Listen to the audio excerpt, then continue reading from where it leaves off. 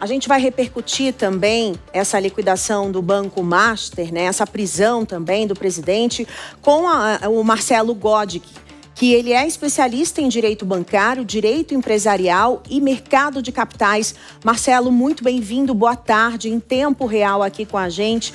Marcelo, explica melhor para a gente como é que é feita essa investigação e quando um banco desse tipo é realmente investigado, como é que ficam as responsabilidades? O presidente é preso e em relação aos controladores, as responsabilidades fiscais, como funciona melhor para a gente entender, para quem está assistindo a Jovem Pan agora, conseguir saber quais serão, pelo menos, os próximos passos dessa investigação? A responsabilidade, ela pode ser de vários tipos. A gente pode ter uma responsabilidade criminal, em que tem que se apurar o cometimento de um ato delituoso ou atos delituosos, né? E aí tem que efetivamente ter acontecido a participação de um ou mais diretores para que aquele diretor possa ser condenado especificamente. E isso pode ter acontecido. E aí a investigação criminal vai apurar tudo isso e chegar à conclusão que houve o cometimento de um crime, então vai ser feita uma denúncia pelo Ministério Público, né? E esse crime tem características aí de ser crime, se aconteceram esses crimes, né? De serem processados perante a Justiça Federal, inclusive, tá?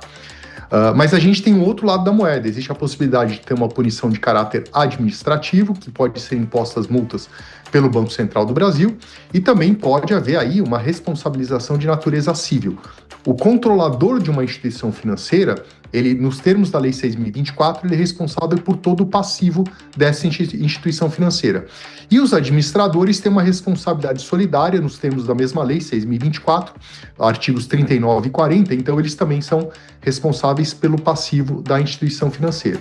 Especificamente nesse momento, essa prisão preventiva é para evitar que sejam impostos alguns óbices, por exemplo, à manutenção da investigação que está sendo conduzida, mas essa prisão preventiva ela tem um prazo de duração e ela não vai ser uma coisa que vai perdurar por tanto tempo assim. Então isso é para permitir que a Polícia Federal faça a sua investigação de maneira adequada nesse momento. Agora, quando a gente observa toda essa investigação, o investidor brasileiro, o mercado financeiro, de alguma forma, vai sentir esses impactos? Há um risco de uma fuga de capitais? Há um risco de um efeito cascata, por exemplo, para outras instituições de pequeno e médio porte? Olha, isso que você está explicando é o chamado risco sistêmico. Ao que me parece, pelo tamanho do Banco Master, não há esse risco nesse momento. O risco, em tese, ele pode sempre existir mesmo nas instituições financeiras menores. E o Banco Master, por ele ter um patrimônio líquido acima de R$1 bilhão, isso quer dizer que ele já é considerado um banco de porte médio. Mas a gente não percebe aí que grandes bancos tinham muito dinheiro depositado ou nada nesse sentido.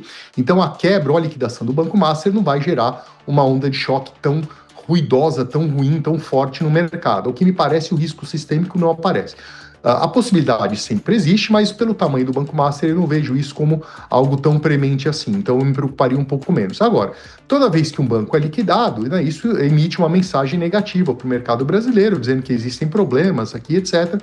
E isso pode afugentar, né, investidores do mercado bancário especificamente, e isso pode levar um problema de funding para as instituições financeiras menores.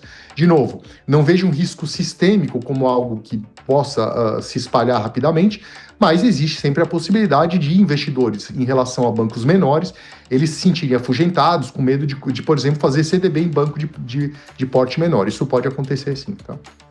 Eu também queria entender se essas carteiras de crédito falsas que foram emitidas por ele, quem comprou essa carteira, quem participou dessas transações, também pode ser penalizado, Marcelo? Se eles souberem que havia algum ato delituoso, alguma fraude sendo cometida, em tese sim. A gente não pode esquecer que esse tipo de crime é um crime de modalidade dolosa, ou seja, a pessoa tinha que ter a intenção, né, de cometer o crime. Então vamos dizer que a contraparte dessa operação, ela foi ludibriada. E aí o exemplo é hipotético, que eu não sei exatamente o que aconteceu, a investigação que vai apurar isso. Mas vamos dizer que a outra parte foi ludibriada. Se ela foi ludibriada, ela não tinha intenção, então não dá para dizer que houve um cometimento do crime, então não há possibilidade de haver uma condenação. Agora, se a contraparte da operação ela estava envolvida, etc., e havia o dolo, né, a vontade, o ato volitivo, aí existe a possibilidade de ter uma condenação criminal também, tá?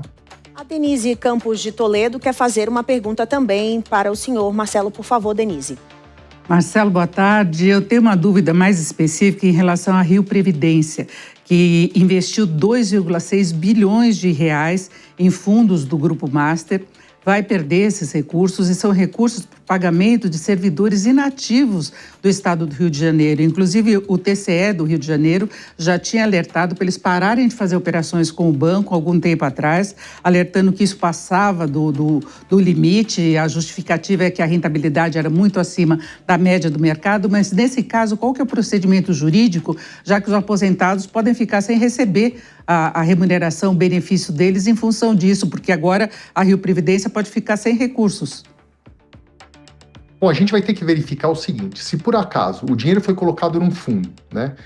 Ou seja, ele tinha a posição de cotista, e esse fundo que acaba sendo o credor perante o banco, então vai ter que habilitar o fundo, né, perante o próprio banco e esperar a liquidação. Não tem muito o que fazer, porque certamente esse volume de dinheiro que você mencionou, ele ultrapassa em muito, né, a garantia dada pelo fundo garantidor de créditos. Então vai ter que esperar esse habilitar como um credor, e se sobrar dinheiro lá, porque logicamente essa liquidação é algo bastante complexo, em que o banco vai tentar receber aquilo que ele tem de crédito para poder pagar, né, liquidar os créditos dos seus depositantes e investidores, tá? Então vai ter que se apurar para ver se sobra dinheiro, e se sobrar, isso vai voltar lá para o pessoal do Fundo de Funcionários Públicos. Agora, dito isso, eu arriscaria dizer que isso não vai acontecer muito rapidamente, porque essas liquidações, via de regra, elas são bastante demoradas. Então vamos torcer para que existam outras fontes de recursos lá para garantir o pagamento dos funcionários públicos, senão eles vão ficar numa situação complicada. Tá? A gente espera então que isso aconteça. Muito obrigada, Marcelo Godic, que é especialista em direito bancário, pelas suas contribuições aqui para a nossa audiência. Volte sempre.